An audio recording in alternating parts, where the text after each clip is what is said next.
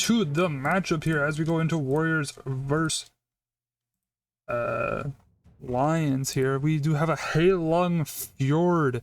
Lions will be on the left, Warriors will be on the right. I did not put show up here. Warriors being the blue team, Lions being the red team. Let's look at the compositions here. Looking fairly for the people that will figure out this. Looking fairly normal compositions here, nothing crazy. Lack of specialty being brought by both teams. A good amount of Cocos and a fair few amount of Claymores. One or two shoots a dinger on both teams. Nothing crazy out of the ordinary by either team, judging by how this is going. We do have a Zealot brought by Lions, but no Zealots brought by Warriors. A little bit interesting here, only bringing one unit of Zealots. Especially on HLL Fjord. HLL Fjord being a pretty fast map, so having a Zealot to just kind of slow it down, to, you know, charge up your Zealot before you go in, it's a little weird, but we will see how they play it out, to really how it will favor them here as we go to this matchup. Let me see if I can do anything about. No, I can't do anything about that. Let's go over there. It looks like Lions will be doing a full A push here as a immediate Treb comes in at the starting position. Doesn't look like it connects with anything there, so unfortunately that starting Treb did not get anything. It looks like it was maybe supposed to be for the breach, but it just did not work out. We do have the flaming comet to break down the breach. One full volley did not break it, but the second volley will be tearing down that breach. It's looking like Warriors will be defending the A side wall, so Lions is going to be able to get the artillery set up here. Actually, Warriors killing Lion Apex there. An impressive kill. I don't know exactly how he got that kill there, but amazing play by Warriors there. As we have the Comet barrage going back and forth, each team starting massive amounts of comets going in. Claymores hitting under heavy fire, these stalwarts under heavy fire. We do have one of Lions comets broken down. Warrior still has their comet on the top there, getting a little bit commented there. Liao's getting commented down as well. Looks like we're just having a little bit of comet warfare here. Neither team choosing to use any other artillery. Actually, Lions now using a purple mortar on the wall as Warriors places even more comets to deal with the comet barrage. I'm kind of surprised that there is no culverins being placed. We do have a siege ballista in the way back on the C point there, shooting down into Lions as Lions now pushes down onto the A point here as we have our first engagement. Trebuchet gunning on the left side of the point, getting big damage on those stalwarts and mowed down. As the engagement comes out, Warriors try to get a plug-in. They did have their Claymores and their ice sheet in there doing a good amount of stalling, but it looks like Lions just has a lot more infantry here. Again, the blob fight taking a little bit of time to clear out Warriors, but it does look like Lions will be handily winning this A fight here, pushing back Warriors all the way back. Yada in the backline of Lions along with Jabin and Ken, clearing out a little bit of the backline, getting some of those comets down, but they have lost the infantry battle, so it's going to be looking pretty rough for Warriors to get back in here to secure the point. We do have the phalanx charge from Bloodstory is able to catch those Yorkists from ever getting onto the point. Amazing charge by Bloodstory there, as now Lions push past the A point, going on to Chop Shushi's Raton Vipers. This is looking like a pretty good clean by Lions, getting into the trade, looking at 1600 versus 1300. Warriors on the back foot now, having to regroup here as Lions pushes up to A, going to C. They do stop. It looks like they are building, waiting, gather up their strength, not immediately snowballing to the C point. They do have one person on C, so they're taking it a little bit slow there. Warriors does still have a short sword at the B side area. It does look like he will be able to escape the wrath of the Lions. It's Lions now. Others to the harbor. Gets harbor free. Warriors not challenging them at all. It does look like they are going for that bastard sword that is on the C point. As we go into a little bit of a wait here. 7.5 minutes on the clock. Lions plenty of time to do whatever they want here. Warriors, standard comp. Feel a little shaken from how fast that A point went. We do have the AI Berserkers now running in they're going to do amazing things. Lions having that one short sword on the B point, slowly capturing it. They have plenty of time here. After that B point capture, there will be probably over 8 minutes on the clock. So plenty of time to just chill, relax. Does look like we have the mortar barrage be set up from Lions, which will do heavy damage here. Looks like Warriors is going to set. The second they got pressured by the Warriors, immediately falls back. Amazing hit on those Rattan pikemen by Lions, as the mortar fire pressures Warriors off of the supply point all the way back to home. They do have 2 mortars of their own to help pepper down, but it does not look like that will be enough as they sit a little bit further back, hopefully out of that mortar range, but those mortars hit far into the point. So it's going to be very hard for Warriors to hold their position here on the supply point. Lions coming up the bridge, which is something that we really don't ever see played here. Coco's down to 2, so Lions has effectively ruined all of Warriors' special. We do have another set of 10 coming onto the field, so that is going to be good for Warriors. Also, double set of Jav Sergeants by Lions. A really good poke unit here, especially when you have 10 minutes on the clock. Plenty of time to really wait, poke down your enemy with the Javs, and get some value. Treb comes in, does amazing work. It does look like the Coco's right down to 4 models again. Warriors just getting absolutely devastated by the poke of Lions. Lions hasn't even engaged yet, but Warriors has lost a lot of units here trying to do a little bit, hold literally any piece of land that they could probably have. Do have a comet be placed. Does look like it is able to hit the bridge area. I was a little worried there that it wouldn't be able to, but Warriors are getting put on the back foot here. It does look like they might be able to catch this ISG. Does not look like they were able to kill any of the ISG. They were just caught. Just did not have the aggression to be able to do that. Thank you, OG Frost NA, for the subscription with Prime. And 9 minutes on the clock, already going down pretty fast here. Looking pretty rough for Warriors. I mean, they still have, you know, 8-9 minutes on the clock, but there's a 400 unit differential as we look into this here. Artillery wise, it does look like Lions still has a good amount of their artillery. As we go over the units, we do have some just comp here. Let's see how Warriors are doing deaths wise. I know we only have 1 fight so far. We have Bomb on 2 deaths, so we do have 1 person on their last life. 2 people on Warriors on the last life as a deathmatch happens in this front here. Looks like Warriors, Yada and Tweaked are in a deathmatch. Doesn't look like Yada will be able to escape as he gets surrounded by bastard swords. The short sword, as tanky as he is not able to escape once the bastard swords have you in their wombo combo, as Lions now pushes onto the supply point. Taking in the space, Warriors trying to hold back. We have a few of the Lions going on this weaker side, the side flank area, and they are just moving through Warriors. And they're trying their best to hold on, but Warriors is struggling. It does look like they placed a grape shot down, but that was immediately broken, only able to get 1 shot off, as Warriors again loses the infantry fight pretty handily here, and just is not able to hold on with their unit composition, and losing too many heroes early on. Lions, 7.5 minutes on the clock. Still a good amount of infantry here. 1450 versus 860, so it's going to be very hard for Warriors. They are on pretty long cooldowns to be able to come back into this fight. Lions is very quickly swarming this home point with the cavalry. Warriors has to get on this point fast. We do have the Coudelier charge, tries to get a point, but the Liaos will intercept it.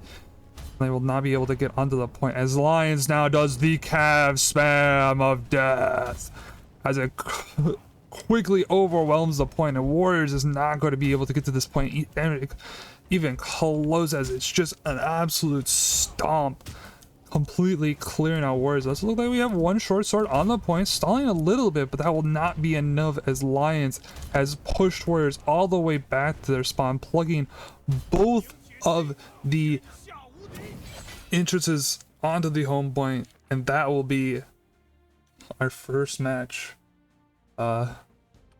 Congratulations, Lion. This is best of 1, so that is it. Lions has won, Warriors has lost. Congratulations to Lions on winning. Let's go over the stats for nerds. Barracuda MVP. Congratulations. Good job, Polex. And then Ken TV MVP. Good job. If you like looking at these stats, because you're like, damn, these are stats. Good job, Bastard Sword 78k. So, unfortunately, because this is a best of one, guys, there's a next match in 40 minutes. So, we're gonna be a little delayed here for our next matchup, but we can go over this match again so that people who came in late will have to, we'll be able to see it again. We could try to pad some stats here. Once again, stats for nerds. If you like looking at these stats, you could go back into the VOD and see all the stats of these players and how they truly did. Graph. Isn't it a beautiful graph? It does look like Warriors just could not get the hero kills in to win these matches, only killing 9 heroes compared to Lions killing 34, so it's a little bit rough for Warriors to try to be able to hold that here. As we will go back into my VOD so that we can see a little bit more, a slowed down version as we got to pad some stats here, as it is literally 40 minutes before the next matchup, so this could be rough. Don't worry guys, I can stat pad. I'm a legend. Yeah.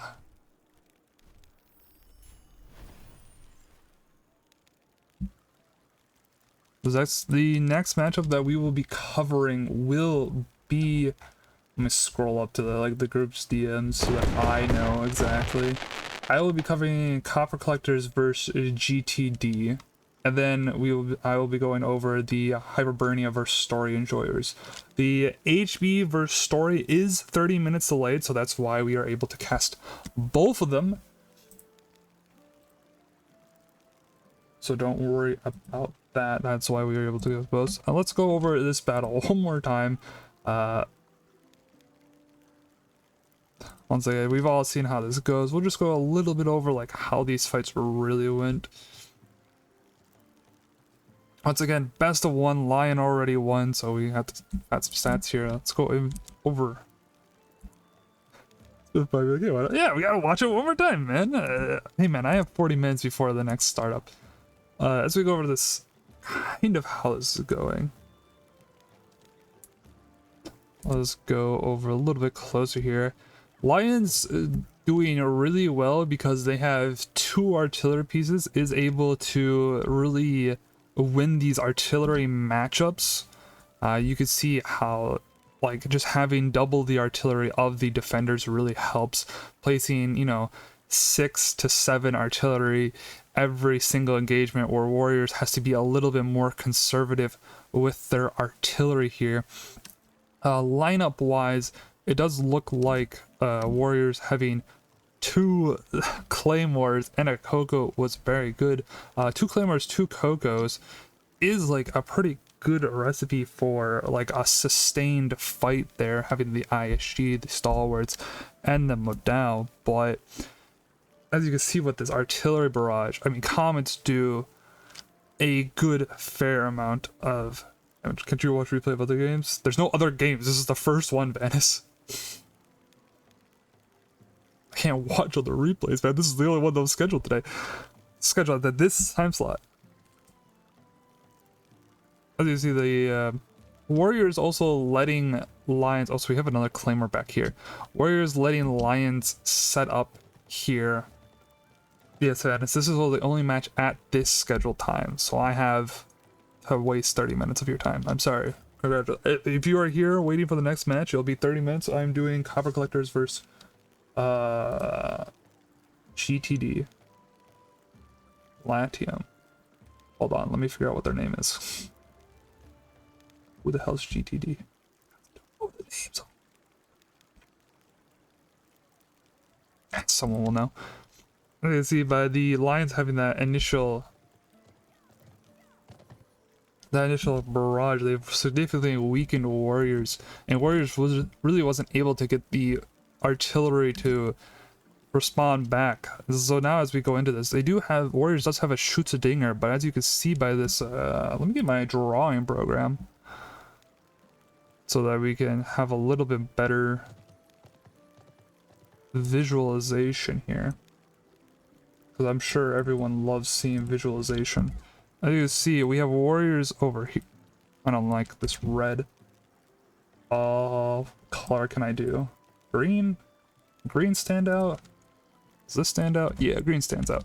So you can see we have a good chunk of Warriors here, we have Warriors here, and we have Warriors here. I have 3 greens. Hold on. And we have Warriors here. This is a pretty rough split for Warriors. You know, there's 3 spots that they are at where Lions is in this very good conjunction of 1 spot. And this spot of Warriors being a very easily treblable area. You saw as the fight started out, Lockout goes in with his ISG, but really there's no one else to really help him here. As he does do the initial tanking, we have a little bit of a Modal bracing the back. Also, as you can see, Lions didn't bring that much cavalry, instead favoring the heavier infantry blob. Yes, Warriors is NA. Instead favoring heavy infantry. They did bring a Liao into this. It does go for a flanky doodah in the back here, but so they brought 2 Liaos, but as you can see, by the time the Liaos get here, this fight is pretty much over. You can see like this warrior blob was trebbed, it's basically gone. The ISG over here are gone. They still have the 2 Claymore and a Modal. It looks like these ball boys are at a very low model count because all I can see is their banner and I don't see any of their models. So it's already starting very bad for Warriors, just kind of losing that infantry fight really early on. And it's kind of hard for them to defend that infantry fight because, you know, the Comets. We still have a stalwart back here, AFK. I don't know what it's doing.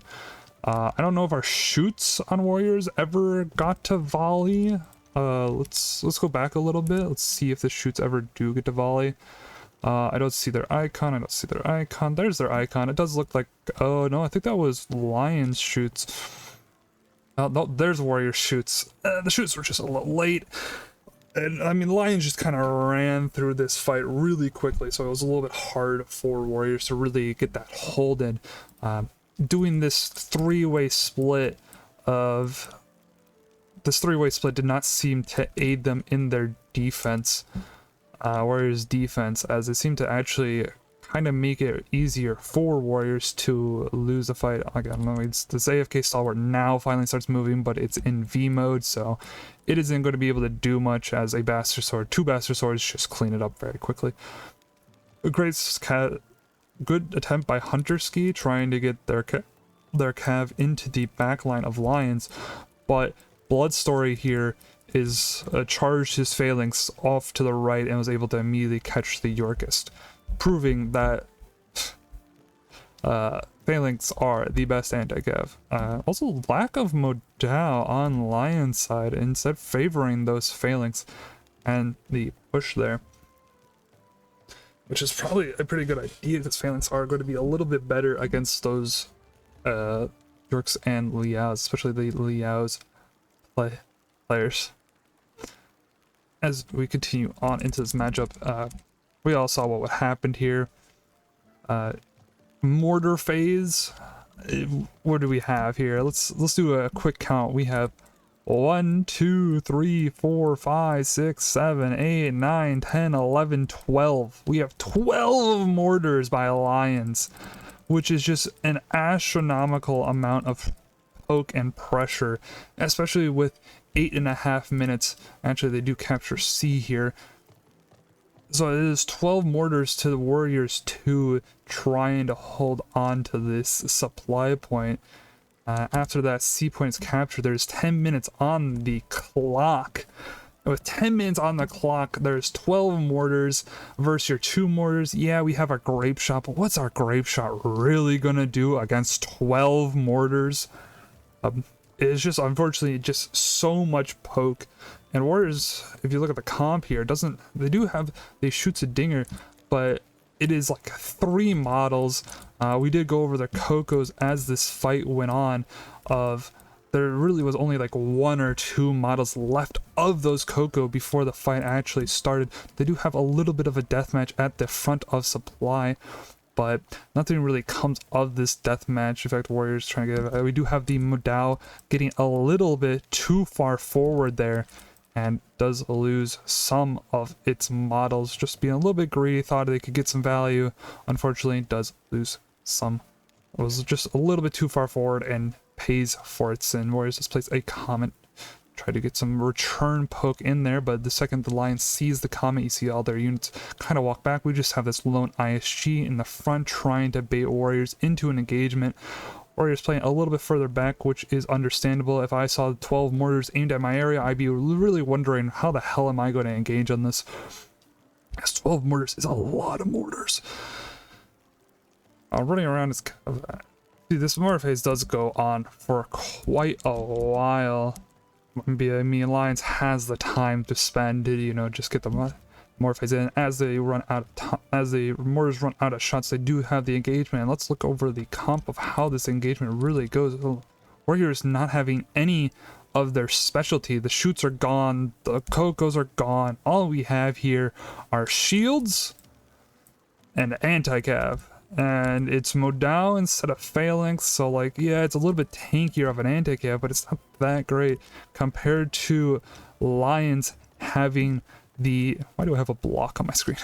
Lions having double jab, a claymore, double jab claymore, we got shoots a dinger, we got our own specialty of Cocos.